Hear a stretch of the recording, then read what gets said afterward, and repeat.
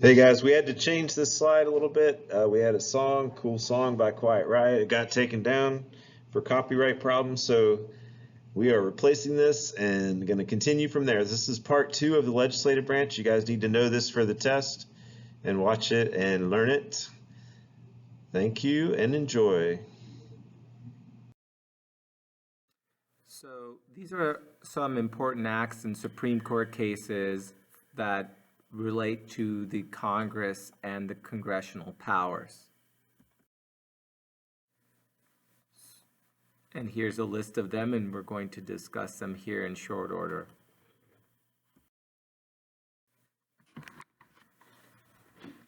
All right, you see the 16th Amendment here. This is one of the few amendments, I think, that just specifically expands the power of Congress. And prior to this, Congress had the power to tax, right? But they did not have the power to tax people directly, with their incomes. They could tax the states based on the population of the state. So by allowing Congress to tax people's incomes directly, this is a major move by Congress to increase its power, because if you think about it, they can raise almost unlimited amounts of revenue simply by adjusting the income tax, and that money comes directly out of people's paychecks. And so this leads to a huge boom in terms of government revenues.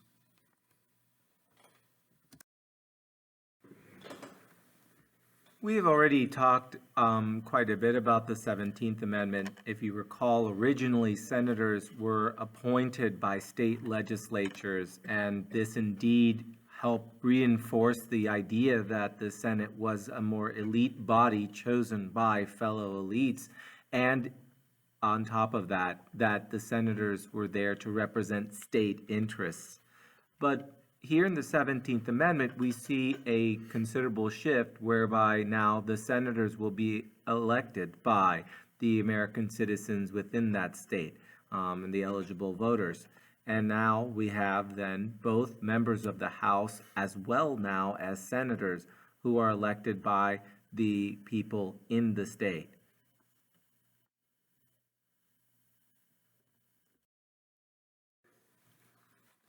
Okay, so this slide kind of leads us to the next one. So a little background.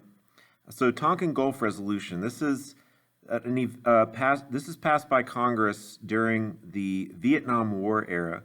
So U.S. involvement in Vietnam had been gradually increasing, but we had never actually officially declared military action or war, from Congress. So in this event, U.S. ships were taking part in a raid or taking part in military exercises on some North Vietnamese islands, and reports came back that some of our ships had been fired upon.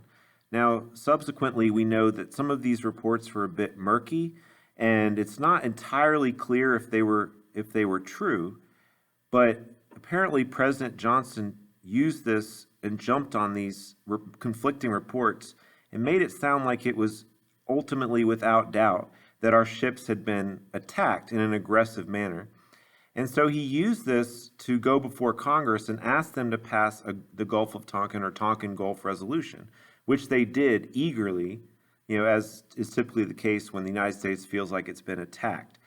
And so Congress passed this and basically gave President Johnson very broad powers to defend U.S. troops in Vietnam or protect them against any acts of aggression.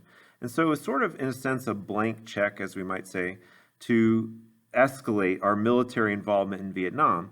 And of course, as you study U.S. history, you'll learn that although the war was supported largely by the American public initially, as it continued on and as the casualty rate increased, support for the war diminished significantly. And so people started to question our original involvement. And of course, later documents came out showing that it was not clear-cut that this attack had even occurred. And it caused a lot of people to have disillusionment in the government, and perhaps that they had been lied to.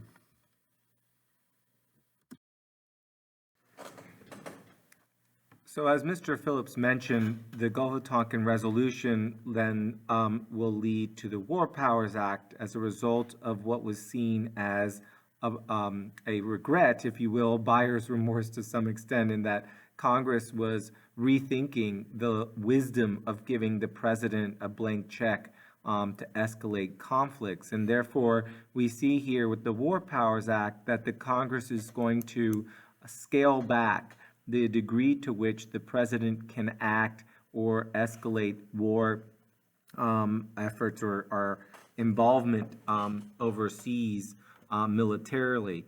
And in particular, you'll notice that now the president can authorize troops being sent overseas, but there is indeed a 60-day limit and a possible 30-day extension.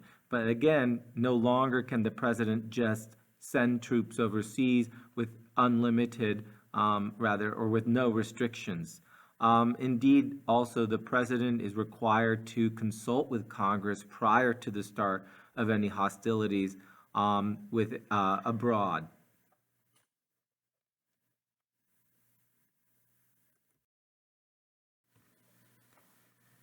With respect, at this point, we are still looking here at Congress and the executive branch sort of feeling out their own powers. Why? Well, what happened after the 1930s and 40s? That the executive had grown tremendously in power. In fact, by the time that we get to Nixon, indeed the term imperial presidency had come in vogue, whereby the president was seen almost as having similar powers as a monarch, and in other words, that they were pretty much able to do just about whatever they wanted.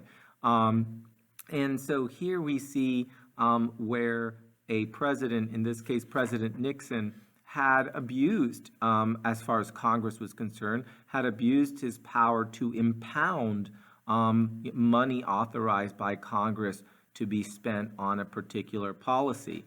So ultimately, you should know that Congress was charged with the responsibility of generating a budget and passing a budget. Remember, they have the power of the purse.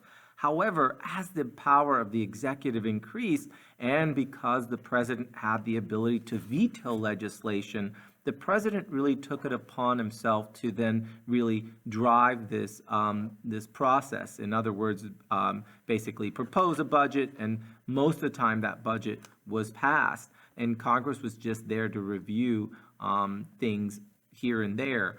But by this time, Nixon, who was a Republican, was embroiled in a very serious investigation about his involvement with corruption and, if you will, the Watergate scandal, if you will. And at this point, we see that the Democratic Congress had felt more emboldened to wrest back some of its powers with respect to budget making and authorization. Also, Nixon, as a Republican, was pushing, or rather was willing to sort of, or felt that the Democratic Congress was authorizing too much money for policies that he believed to be unwise or unnecessary. So he started to use his impoundment power more and more so, meaning that he was, not allowing for funds to be dispersed to certain programs that he felt was unwise or unnecessary. This angered the Democratic Congress, and they also saw a president embroiled in controversy and on his way out, perhaps, and saw this as an opportunity to again reassert their power. And essentially, what the Budget Act does is it establishes, if you will, the House and Senate Budget Committees and the Congressional Budget Office. The Congressional Budget Office is an independent entity that's supposed to give an impartial analysis of what the budget is and sort of what it should be and look like. And at this point, you'll see that in addition to that, now the president could no longer impound funds with impunity, rather, he couldn't have the ability to just withhold funds. So if Congress authorized money for something, more often than not, the president would have to then disperse those funds.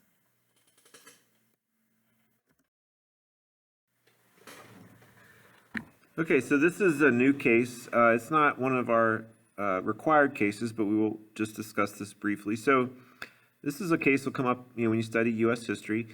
Dred Scott, as it says, was a slave in Missouri, but there were also free territories in the United States, and his slave owner, if you will, as Mr. Dowell would say, took him to a free territory as well as a free state in his travels.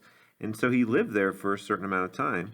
And in the like I said, in these areas, slavery was forbidden. So Dred Scott felt like he should be declared a free person. He should have been free at the moment he was brought into those free territories and resided there. And so he sued in federal court, claiming that he should be free. And of course, his owner maintained that he's not a citizen, so he really has no legal rights to bring a case in the first place. And at the time, the Chief Justice of the Supreme Court, you can see, was Roger Taney, and he was pretty much a virulent racist, and I think he had been a slave owner himself, or was at the time. And so this decision is sort of considered one of the dark moments in the Supreme Court's history. He ruled that not only was Dred Scott still a slave, and he wrote a very demeaning decision in which he basically equated slaves as property, and that just like any other property, like if you had a horse, for example, you could take that to another state and it would still be your horse and so forth. So, and in the process, though, and one of the more blatant examples of a practice we'll call judicial activism, we'll talk about later, he says Dred Scott is not a citizen, therefore he cannot claim these rights in court in the first place. He does not have the protections of citizens, and only Congress could confer national citizenship. And he's basically saying that Congress clearly intended not to grant citizenship to slaves or to African Americans, which is not stated in the Constitution, but he's making that assumption. And although, maybe that was the view of the founders, it's not stated one way or the other. So he's inserting his own interpretation into this matter.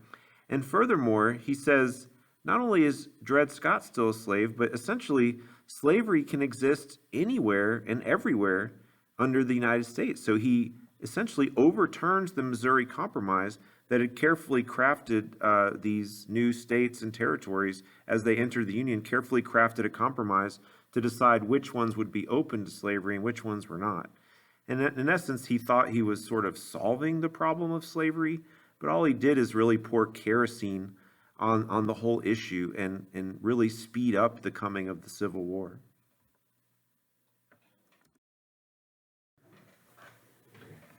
Here we have 4 different models of congressional representation, and essentially a member of Congress has one of 4 ways. If not, you can see as well they could possibly, and we'll talk about this, blend some of these ways when it comes to how they make a decision about how they'll represent or rather how they'll vote on bills.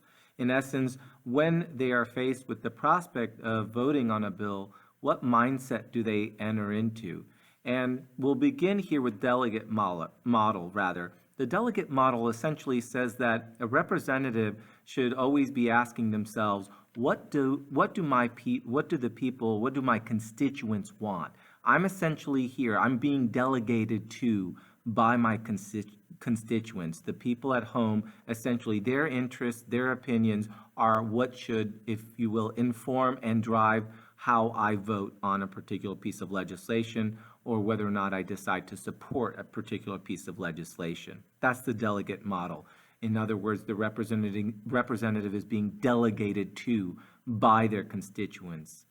Now, on the other hand, the trustee model suggests that a representative has been entrusted by their constituents to make the best decision on their behalf. In other words, that the trustee model would essentially suggest that the representative can say, my constituents trust me to make the best decision on their behalf.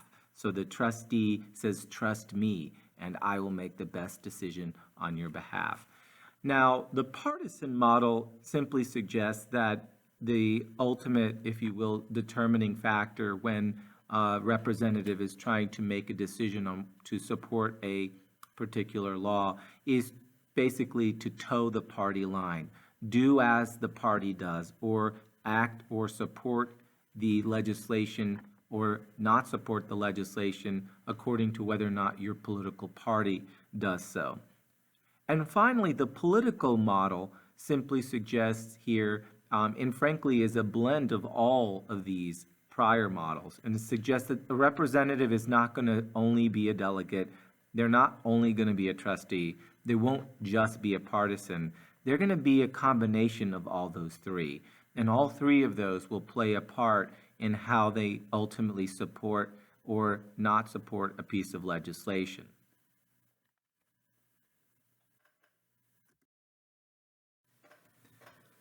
This graphic simply reinforces the concepts we just discussed. And again, remember that the delegate is delegated to by their constituents as to how they should vote.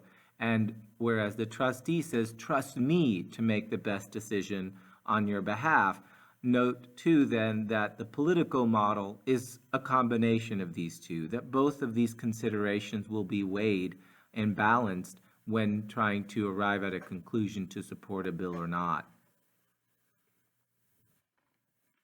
So I usually say to my kids, I think in reality you have to say, you know, most representatives probably would fall into that, truly into that politico model, because at times you're not gonna always be able to ignore the wishes of your constituents and get away with it if you want to be reelected.